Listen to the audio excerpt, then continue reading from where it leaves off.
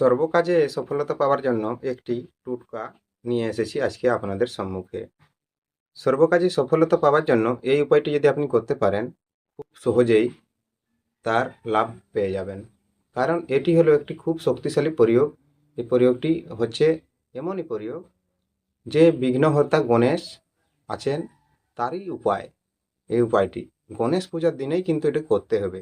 আমি বলে দিচ্ছি তার নিয়ম বিধি কেমন করে করবেন, সম্পূর্ণ করতে পারবেন। তো প্রথমে দেখুন, এই বছর তো হচ্ছে গণেশ পূজা আপনার মঙ্গলবার দিনেই পড়েছে, ঠিক আছে, কিন্তু এটা করার নিয়ম হচ্ছে বুধবার দিন। তো কিন্তু নির্দিষ্ট দিনে আপনি পেয়ে গেছেন দিনটি, ভেবে দেখুন একবার। মঙ্গলবার দিনে গাছটিকে আহ্বান করতে হয়, ঠিক আছে। তো মঙ্গলবার দিনে আপনি গাছটিকে আহ্বান করবেন, কেমন করে করবেন এবং কোন মন্ত্রটি দিয়ে পূজা করবেন আমি বলে দিচ্ছি। আপনি ভিডিওর মধ্যে বনে থাকুন, ভিডিওটি শেষ পর্যন্ত দেখুন।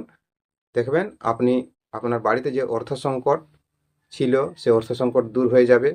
আপনি সর্ব কাজে জয়ী হতে পারবেন। যে কোনো কাজে আপনার বাধা হতে ছিল সে বাধা কেটে আপনি আগে বেরিয়ে যাবেন, একদম কোনো করার উপায় নেই। এটি খুব শক্তিশালী প্রয়োগ। এই প্রয়োগটি বহু ভিডিওতে বহুবার বলা হয়েছে, শুধু আমার একার চ্যানেলে নয়, বারবার হাজারবার এই প্রয়োগটি বলা হয়েছে। তো সেই প্রয়োগটি মানুষ করতেই পারে না, তাই তার লাভ পায় না। আর অবশ্য যদি আপনি করতে পারেন তো করবেন, আর যদি পারবেন না অবশ্যই নিচে কমেন্ট করে জানাবেন যে এই মূলটি আপনি কবে পাবেন। তো আপনি বিঘ্নহর্তা গণেশের এই টোটকাটি যদি করতে পারেন, দেখবেন আপনার বাড়ির মধ্যে আর্থিক সংকট যে ছিল সেটা সব কেটে যাবে। বিঘ্নহর্তা সব বিঘ্নকে সে হরে নেবে, ঠিক আছে। তো প্রয়োগটি বলার আগে মন্ত্র বলে দিচ্ছি, দেখুন এই সামান্য একটি ছোট মন্ত্র, এই মন্ত্রটি আপনাকে জপ করতে হবে। মন্ত্রটি হলো ওং জয়ং কুরু কুরু সাহা। ওং জয়ং কুরু কুরু সাহা, এই মন্ত্রটি জপ করতে হবে, ঠিক আছে। জপ করবার নিয়ম আমি বলছি ভিডিওর মাধ্যমে, আপনারা দেখতে থাকুন আর বুঝবার চেষ্টা করুন আমি কেমনভাবে এইটি প্রয়োগটি বাতাচ্ছি। যেমন মঙ্গলবার দিনে দিনটি পড়েছে, দিনটি আমি বলে দিব, এখনই বলে দিচ্ছি। দেখুন দিনটি হচ্ছে তোমার 28 ভাদ্র, হ্যাঁ না, 15ই সেপ্টেম্বর। এই দিনে পড়েছে গণেশ চতুর্থী। এই গণেশ চতুর্থীর দিন হচ্ছে মঙ্গলবার। এই মঙ্গলবার দিনে খুব ভালো দিন। বুধবার দিনে গণেশের পূজা প্রতিদিনের নিয়ত যেটা হয়, বুধবার গণেশের দিন হয়। তো তাই মঙ্গলবার দিনে আপনি এইটিকে অবশ্যই করে নেবেন। হাত জোড় করে আপনাদেরকে বিনতি জানাচ্ছি যে আপনারা যদি এই প্রয়োগটি করতে পারেন, আপনাদের সমস্ত আর্থিক সংকট দূর হয়ে যাবে আর আপনারা সমস্ত কাজে জয়ী হতে পারবেন। এই প্রয়োগটি অবশ্যই একবার করে দেখবেন। দিনটি খুব ভালো দিন আছে, তাই আপনাদের কাছে হাত জোড় করে বিনতি জানাই এবং আপনাদেরকে বলা হচ্ছে। তো মঙ্গলবার দিনে সেই একটি শ্বেত আকন্দের গাছ, মানে সাদা আকন্দের গাছকে আহ্বান জানাবেন যে তাকে একটি মাত্র ছোট প্রদীপ নেবেন, মাটির প্রদীপ নিয়ে, আমি এখন লোকেশনে যাই না, আমি এখানে ভিডিওটা বসে বসে আপনাদেরকে বলে দিচ্ছি নিয়মটি, আপনারা জেনে থাকুন আর করবেন। সেই দিনে একটি ছোট মাটির প্রদীপ নেবেন, সেইখানে অবশ্যই ঘি নেবেন, ঘি, সরিষার তেল দিলে হবে না, ঘি দিলে ভালো হয়।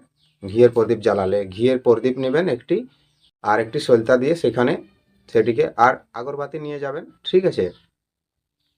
আর মাত্র একটি মিষ্টি নিয়ে যাবেন, হ্যাঁ না, নাড়ু, নাড়ু একটু নিয়ে যাবেন। আর সেইখানে একটু অল্প সাপা করে দেবেন, মানে গোবর হালকা দিতে হবে, গোবর হালকা দিয়ে দেবেন সেই গাছটার গোড়ায় গোবর দিয়ে সেইখানে সেই দীপক জ্বালাবেন, মানে প্রদীপ জ্বালাবেন, আর এই আগরবাতি দেখাবেন এবং সেইখানে সেই মিষ্টিটি দিয়ে গণেশকে আহ্বান জানাবেন যে হে বিঘ্নহর্তা দেবতা, তুমি আমি যে বিপদে আছি এই বিপদ থেকে উদ্ধার করো। আর এই উদ্ধার করার জন্য আমি আপনাকে নিয়ে যেতে এসেছি, আজ আপনি এখানে আসুন আর আমি আপনাকে কাল সকালে নিয়ে যাব, আর আমার যেমন এই সমস্ত বিঘ্ন দূর হয়ে যায়, এরকম বলে তাকে আহ্বান জানিয়ে দিয়ে আপনি চলে আসবেন। এটি কিন্তু সন্ধ্যার সময় করতে হবে, সন্ধ্যার সময় করলেন এবং পরবর্তী দিন সকালে, সকালে মানে একদম ভোর সকালে আপনি যাবেন, ঘুম থেকে উঠে একদম 4:30, 4টা 4:30টার ভিতরে আপনি চলে যাবেন, ঠিক আছে। 5টা বাজতে দেবেন না, অত সকাল যেতে না হয়। তার আগেই সেই শ্বেত আকন্দের মূলটি আপনি তুলে নিয়ে চলে আসবেন, বাড়িতে নিয়ে আসবেন।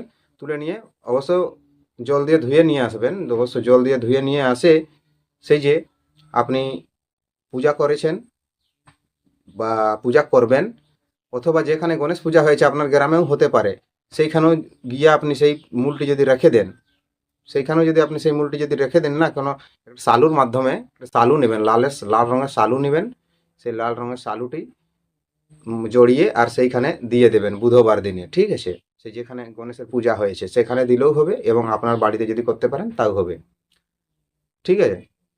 অল্প সিঁদুর আর অল্প ধূপ দেখিয়ে সেইখানে একবার গণেশকে আপনি জানাবেন সেই কথাটি, যে হে বিঘ্নহর্তা, আমি এই যে জিনিসটি আপনাকে জানাচ্ছি, যেমন এইখানে আপনি বসবাস করেন আর আমার সব বিঘ্ন আপনি হরে নেন, আর আমি যেমন সব সংকট থেকে দূর হয়ে আমি যেমন আগে বাড়তে পারি, সর্বকাজে জয়ী হতে পারি, এরকম বলে আপনি আহ্বানটি জানিয়ে সেই মূলটি সেইখানে গণেশের চরণে রেখে দিবেন, অথবা আপনার বাড়িতেও এই প্রয়োগটি করতে পারবেন, ঠিক আছে?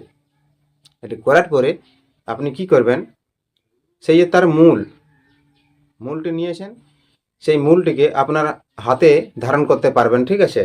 হাতে ধারণ করবেন, কোমরেও ধারণ করতে পারেন, গলায়ও ধারণ করতে পারেন। সেই মূলটিকে একটি সুন্দরভাবে কাটবেন 1 ইঞ্চি সাইজের, আর সেটিকে আপনার বাহুতে ধারণ করবেন, আর আপনি সবসময় এটা যেমন আপনার সঙ্গে থাকে, দেখবেন আপনি সব বিঘ্ন দূর হয়ে যাবে আপনার, আর সব কষ্ট দূর হয়ে যাবে, আর্থিক সংকট দূর হবে, এবং এই যে ধন দৌলতের ব্যাপার ছিল যেটা, ধীরে ধীরে ধীরে ধীরে তার ধনের আগমন হবে আপনার বাড়িতে। এটি হচ্ছে একটি খুব শক্তিশালী প্রয়োগ। এই প্রয়োগগুলো অনেক দিন থেকেই আমরা চ্যানেলে আপলোড করে রেখেছি, এবং এর অন্যান্য চ্যানেলেও এই ভিডিওগুলো বলা হয়েছে এরকম বিষয়ে, কিন্তু সেগুলো কেউ বুঝতে চায় না, কেউ করতে চায় না, আর পরে ধন সংকট করে চিল্লাতে থাকে, ঠিক আছে? এখন যে প্রয়োগটি বললাম অবশ্যই বুঝতে পেরেছেন, অবশ্যই করতে পারবেন।